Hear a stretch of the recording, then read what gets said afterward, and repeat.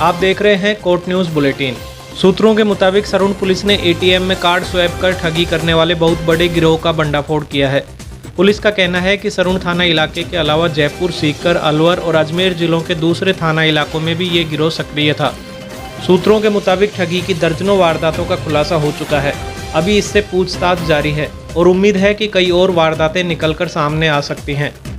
ठग गिरोह के किंगपिन की गिरफ्तारी की सूचना के बाद कोटपुतली और सरून इलाके में इससे ठगे गए कई लोग अब थाने पहुंचने भी लगे हैं।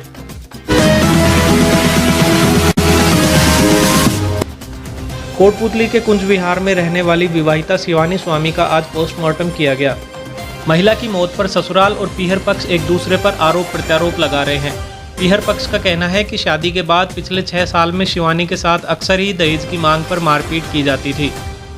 तो 9 बजे के आसपास बात हुई थी, तो हमने उससे बात की थी, ठीक ठाक की बात हुई। उन्होंने कहा ठीक है भैया तुम आ जाओ और मैं आपसे मिलना चाह रही हूँ, पापा को ले आओ, ताऊ जी को ले आओ। और इतना कहने के बाद मैं ठीक हूँ, उन्होंने उससे फ़ोन छीन लिया उसके हाथ में से। फिर 1 घंटे बाद कॉल जाती है, कहला जी आप एक बार आ जाइए। और वो जीने पे पोछा लगा रही थी, उसका पैर फिसल गया और वो ऊपर से गिर के उसको चोट लग गई। 10 मिनट बाद कॉल जाती है कि उसको तो छत से भाग के कूद गई। वो उसको परेशान किया जाता था बार बार दहेज के लिए, कभी पैसे के लिए, कभी दहेज के लिए, कभी गाड़ी लेके आ, कभी चीज़ लेके आ। पहले भी कई बार ऐसे चांस हुए, हम उसके साथ आए भी है, कुछ पैसे भी दे के गए, उनको सामान भी दे के गए हम, पर उनकी जो है उनको संतुष्टि नहीं उस चीज़ की। वे बार बार उसको टॉर्चर कर रहे थे। उन्होंने हमें कई बार फ़ोन करके कहा कि तुम भैया तुम आ जाओ, मैं तुमसे मिलना चाह रही हूँ एक बार, और ये मुझे बार बार परेशान कर रहे हैं चीज़ के लिए। उसको उन्होंने ये जानबूझ के मारा है, दहेज के लिए मारा है। हमें इंसाफ चाहिए। हालांकि ससुराल पक्ष का कहना है कि लड़ाई झगड़े जैसी कोई बात नहीं थी। मृतका के ससुर के मुताबिक घटना के समय घर पर सास बहू ही थे और मृतका छत पर कपड़े धोने गई थी। जीने का दरवाजा उसने छत की तरफ से बंद कर लिया था। इसके बाद पता चला कि वो तीसरी मंजिल से नीचे गिर गई है। मैं तो घर पे था नहीं, ड्यूटी पे गया हुआ था। मैं आया तो देखा, बोलो क्या बात है, फ़ोन किया, बोलो पोते थे मेरे दोनों घर पे। बोले जो हॉस्पिटल ले गए, क्यों? बोले ऐसे ऐसे वो कुंडी लगा ली छत पर, जीना के गई थी, आवाज़ मारी, वो कहीं छत पर से पड़ी, फिसली, कैसे गिरी कैसे नहीं गिरी तो भगवान जाने वो जाने, और हमें कोई जानकारी नहीं। और शाम हॉस्पिटल ले गए, शाम हॉस्पिटल से उन्होंने वीडियो में रेफ़र कर दिया। वीडियो में वो जाँच ऊँच करी तो ख़त्म हो गई, और कोई हमें जानकारी नहीं। वो दोनों माँ बेटे ले गए थे, और हमारा कोई झगड़ा नहीं, हमारा कोई विवाद नहीं, हमारा कोई लेना तो कोई कुछ भी नहीं, ऐसी कोई बात नहीं। उसके पापा से बात करी थी, 10 बजे करी थी, कब मैं तो घर पे था नहीं, क्यों गिरी कैसे गिरी अब ये तो वो जान है या भगवान। मृतका उत्तर प्रदेश के बागपत जिले की बेटी थी और कोटपुतली में इसका ससुराल था। मृतका के पीहर वाले कल देर रात कोटपुतली पहुंच पाए थे, इसलिए पोस्टमार्टम और बाकी पुलिस कार्रवाई आज हो पाई। पुलिस का कहना है कि मृतका के पीहर पक्ष ने थाने में मामला दर्ज कराया है। कल दिन में एक सूचना आई थी कि संदिग्ध स्थिति में कुंज विहार कॉलोनी में एक औरत संदिग्ध अवस्था में मृत मिली है, जिस पर पुलिस मौके पर पहुंची थी, जिनको वहां से ला करके और बीडीएम अस्पताल में मोर्चरी में रखवा दी थी, और उसके घर वालों को वारिसान को सूचित कर दिया था। आज उसके घर वाले पिता और भाई थाने पाए थे, जिन्होंने मुकदमा दर्ज करवा दिया था। और मुकदमा दर्ज कराने के बाद में जांच श्रीमान डिप्टी साहब दिनेश कुमार जी RPS हैं, उनको दी गई है। और लाश का आज वारिसानों के समक्ष पोस्टमार्टम कराकर परिजनों को अंतिम दाह संस्कार हेतु सुपुर्द कर दिया। आपको बता दें कि कल दोपहर शिवानी को मृत अवस्था में राजकीय BDM अस्पताल लाया गया था। शव पर चोटों के निशान थे और तीसरी मंजिल से गिरने के बावजूद गिरने से होने वाली चोटों का न होना कई सवाल खड़े कर रहे थे। मृतका के भाई का कहना है कि उनकी बहन के साथ जीते जी तो इंसानों जैसा व्यवहार नहीं किया गया, लेकिन अब मौत के बाद तो कम से कम उसे इंसाफ मिलना चाहिए। कोर्ट न्यूज़ के लिए महेंद्र सैनी की रिपोर्ट।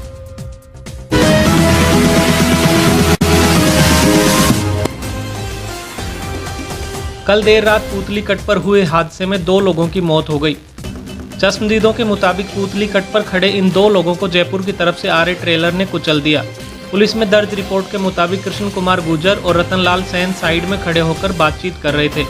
सूचना पर पहुंची पुलिस ने दोनों को BDM अस्पताल में भर्ती कराया। गंभीर हालत में दोनों को जयपुर के लिए रेफर कर दिया गया, जहां कृष्ण गुर्जर की मौत चंदवाजी के पास हो गई, जबकि रतन सैन ने SMS अस्पताल में दम तोड़ दिया। कृष्ण कुमार झुंझुनू जिले के जमालपुर गांव के रहने वाले थे और पनियाला पुलिस थाने में कांस्टेबल के पद पर तैनात थे। जबकि रतन सेन कोटपुतली के वार्ड 16 के निवासी थे। कई लोगों का कहना है कि जब इन्हें बीडीएम अस्पताल लाया गया तो यहाँ भारी अव्यवस्थाएं थी। जिला स्तरीय अस्पताल होने के बावजूद घायलों को जयपुर ले जाने के लिए एम्बुलेंस की व्यवस्था करने में ही काफ़ी वक्त खर्च हो गया। कोटपुतली का जिला स्तरीय अस्पताल है। यहाँ पर स्टाफ और कंपाउंडर सब लोग बड़े मन से सेवा करते हैं, लेकिन यहाँ पर संसाधनों का अभाव है। जिला स्तरीय अस्पताल बनने के बाद भी यदि कोटपुतली के अंदर वेंटिलेटर और आईसीयू और ये कहूँ कि सरकार यहाँ पर न्यूरोलॉजी और कोई ना कोई यहाँ पे अच्छे डॉक्टर्स की टीम जो डिपार्टमेंट यहाँ पे नहीं है वो यदि भेजे तो ऐसे लोगों को तत्काल यहाँ पर उपचार देकर के बचाया जा सकता है जो जयपुर यहाँ से रेफ़र किए जाते हैं। यदि यहाँ पर संसाधन होंगे तो इन्हीं डॉक्टर और कंपाउंडर लोगों को बचा सकेंगे और निश्चित रूप से हम जो जनहानि हो पाती है उसे रोक पाएंगे।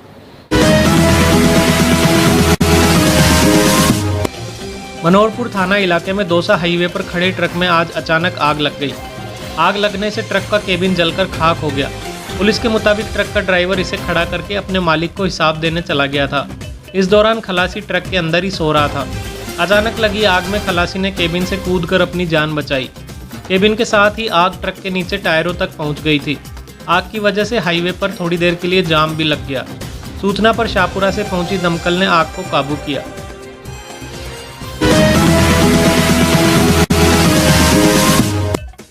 कोर्ट न्यूज़ बुलेटिन में अब वक्त है एक छोटे से ब्रेक का।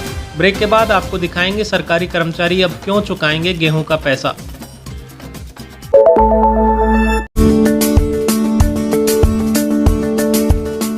Acres campus, more than 1200 students, 150 plus teachers and staff, state-of-the-art classrooms, classroom coaching for NEET, JEE. My aim of life is to become a nuclear scientist. Activity room. I will join the army. Art room. I want to be an artist. Music room. I want to become a musician. Modernized laboratories, dedicated cricket stadium and 4 practice pitches, fully air-conditioned girls and boys hostel, 23 buses for day scholars adjacent to NCR. We are the Rajasthan International School, Kotputli. We at TRIS believe in all-round development of the child. We not only provide the excellence in academics, but we focus also in the sports. For the betterment of academics, we have recruited the high professional faculty from all over India. We are also providing the IIT and NEET coaching with the highly professional coaching staff. Our main focus is every child should be given proper weightage and they may get their cherished goal in their life.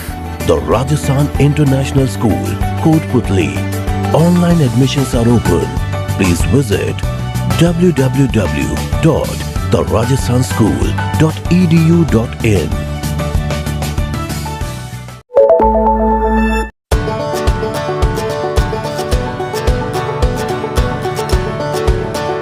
DPWS has left no stone unturned to bring to the doorstep of the learners an education cum extracurriculum package that would help them be future ready.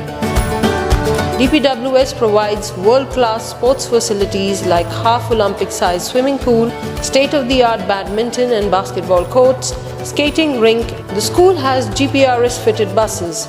The school has blended learning with smart class facilities in each classroom. The music and instrumental classes have the latest technology. Children are taught guitar, congo, tabla, harmonium, and the list is endless. The art and craft classes help the children develop imagination and dexterity. The staff is highly experienced and well qualified to teach and impart knowledge to the 21st century learners.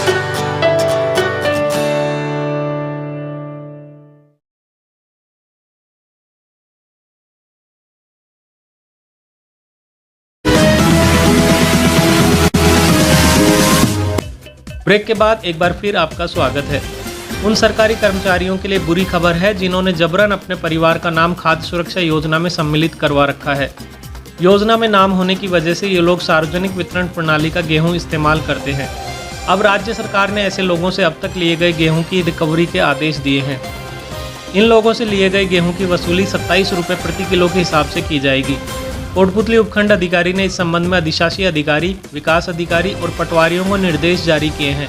अब खाद्य सुरक्षा से जुड़े सरकारी कर्मचारियों का पता लगाकर उनके खिलाफ कार्रवाई की जाएगी।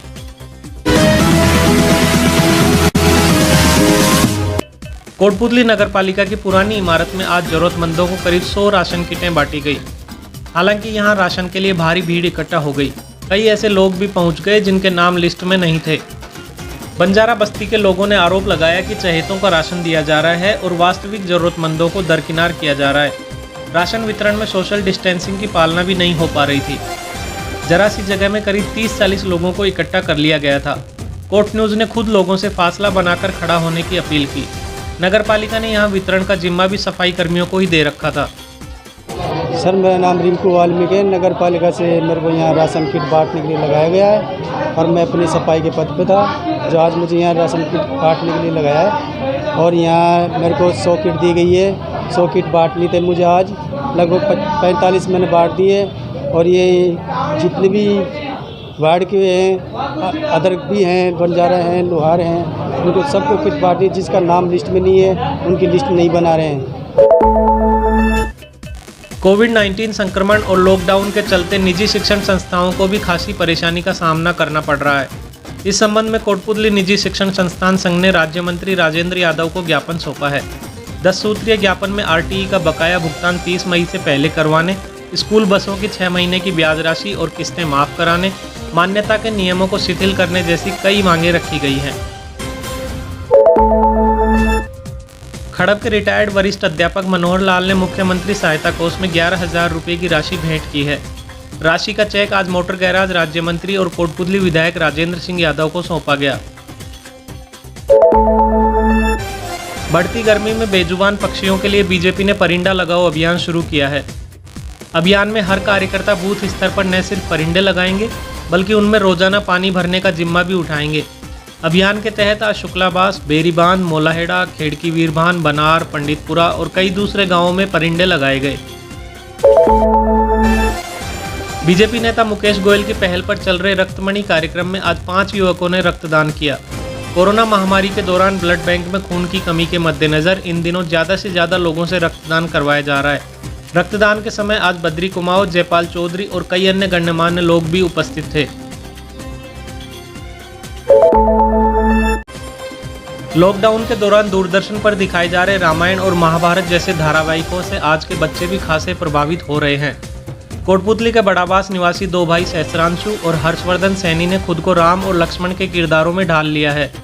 बच्चों के दादाजी का कहना है कि इन दिनों दोनों भाई धनुष तीर लिए पौराणिक किरदारों में ही नजर आते हैं।